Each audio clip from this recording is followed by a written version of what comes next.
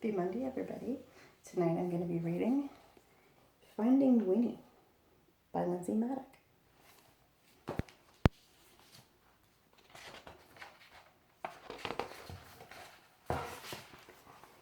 Could you tell me a story? Asked Cole. It's awfully late. It was long past dark and time to be asleep. What kind of story?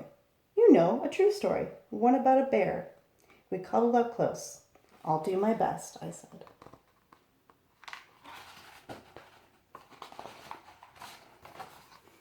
A very long time ago, about 100 years before you were born, there was a veterinarian who lived in Winnipeg. His name was Harry Colburn. A vegetarian? Asked Cole. Bear doesn't like vegetables. A veterinarian, it means an animal doctor. I know that, Cole said. That's what I'm going to maybe be when I'm big. If a horse had the hiccups or a cow had a cough, Harry knew how to make them feel just right.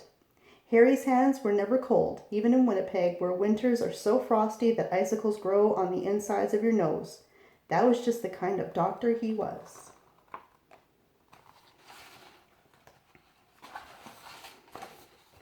But a day came when Harry had to say goodbye to Winnipeg.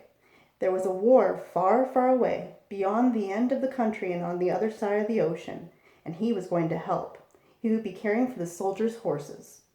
Harry rode east on a train full of other soldiers. He leaned his head against the window, watching the land scroll by, wondering what it would be like to be so far from home.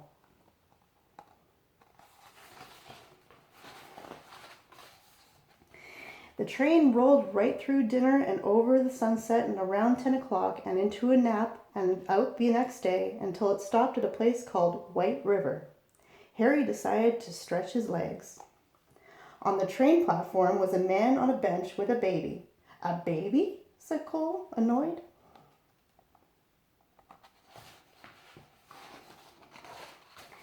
A baby bear, a cub.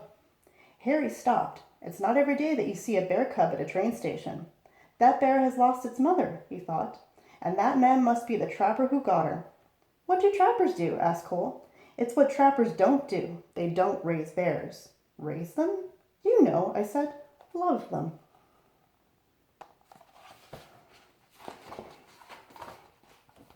Harry thought for a long time. Then he said to himself, there's something special about that bear. He felt inside his pocket and said, I shouldn't. He paced back and forth and said, I can't. Then his heart made up his mind, and he walked up to the trapper and said, I'll give you $20 for the bear. Is $20 a lot? Asked Cole. Back then, I said, even more than a lot.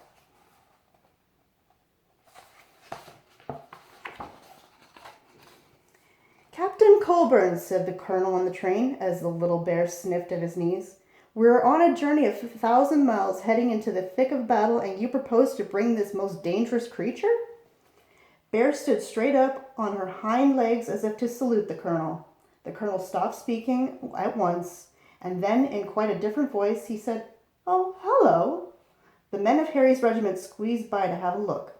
I've decided to name her Winnipeg, Harry told them, so we'll never be far from home. Winnie, for short.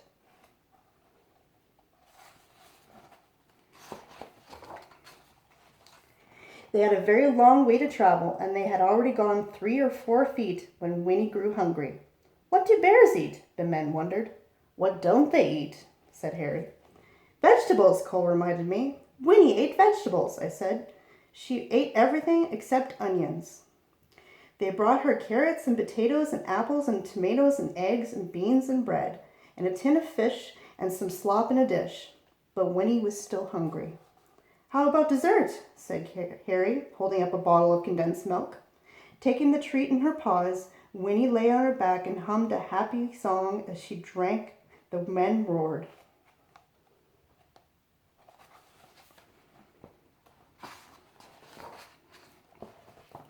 Harry and Winnie gathered with soldiers from all over Canada in the green fields of Valcartier.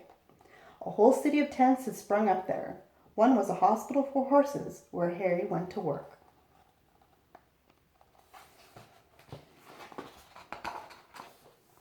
Winnie was in the army now. Harry taught her to stand up straight and hold her head high and turn this way and that, just so. Soon she was assigned her own post. Even the colonel agreed that Winnie was a remarkable bear. She might have been the best navigator in the whole army. If you hid something, could she find it? She could. What if it was farther away and farther still? Remarkable, he cried.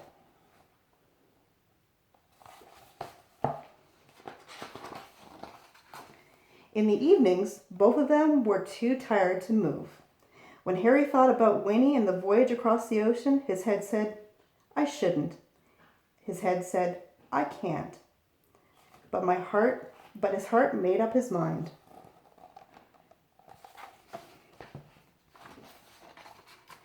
Nobody had ever tried to float so many people and animals across the Atlantic Ocean before.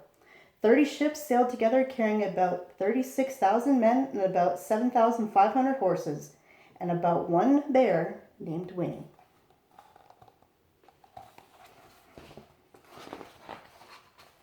When they finally arrived in England, the regiment went to training on the Salisbury Plain, where it rained and rained and rained. But Winnie didn't seem to mind. She was the mascot of the 2nd Canadian Infantry Brigade, and she attended her post with vigor. One day, Harry came running while she was doing her exercises in the tent. You'll bring the whole place down, he said, with a laugh. She had grown.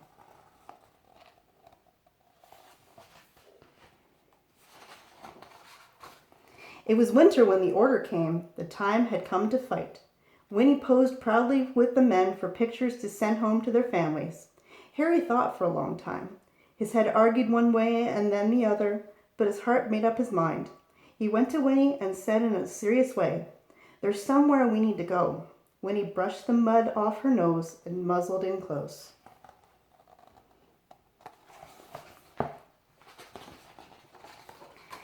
Harry drove all the way to the big city.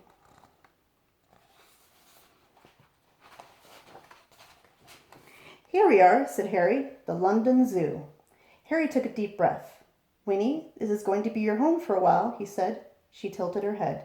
We're shipping out to France, he explained. I have to take care of the horses at the front. She rested her big head against him. I know you want to come, but it's not safe. Winnie's head bowed. Harry's hands were warm as sunshine as usual. There's something you must always remember, Harry said. It's the most important thing, really. Even if we're apart, I'll always love you. You'll always be my bear.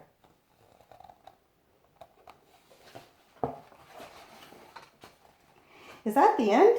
That's the end of Harry and Winnie's story, I said. But I don't want it to be over, said Cole. Sometimes, I said, you'll have to let one story end so that the next one can begin. How do you know when that will happen? You don't, I said, which is why you should always carry on.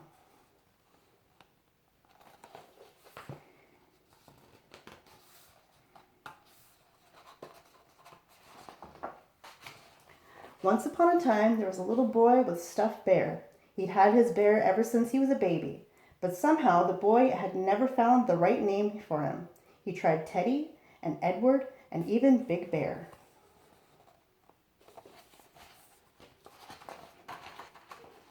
One day, the boy went to visit the London Zoo with his father, and there was a real bear, on the terraces there. Right away, the boy thought, there's something special about that bear. Her name was Winnie. They became true friends. The boy was allowed to come right inside her enclosure to play.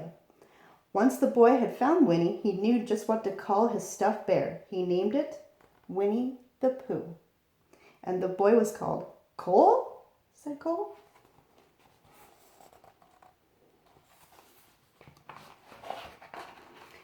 His name was Christopher Robin Milne. Christopher Robin would visit Winnie at the zoo, and then he would take his stuffed animal on all sorts of adventures in the wood behind his home. His father, Alan Alexander Milne, wrote books all about him. Harry's Winnie became Winnie the Pooh, and there has never been a more beloved bear. But what about Harry? Cole asked.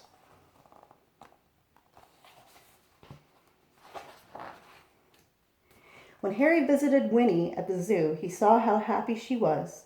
She was being raised. She was truly loved. And that was all he had ever wanted from the moment they met at the train station in White River. So after the war, Harry returned to Winnipeg and his life as an animal doctor. Before long, he was married and he had a son named Fred. And Fred had a daughter named Lorene. And Lorene had a daughter named Lindsay, which is me.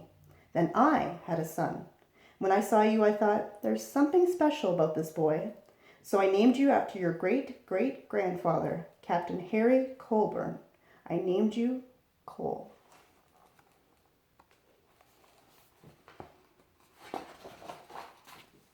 That's me, said Cole in a whisper. That's you. And that's Winnie? Yes, I said, that's Winnie. And it's all true? Sometimes the best stories are, I said. Cole's eyes grew big, and he said nothing for a long time. Then he hugged his own bear close and let out a yawn that reached far away, and they both turned over and fell asleep.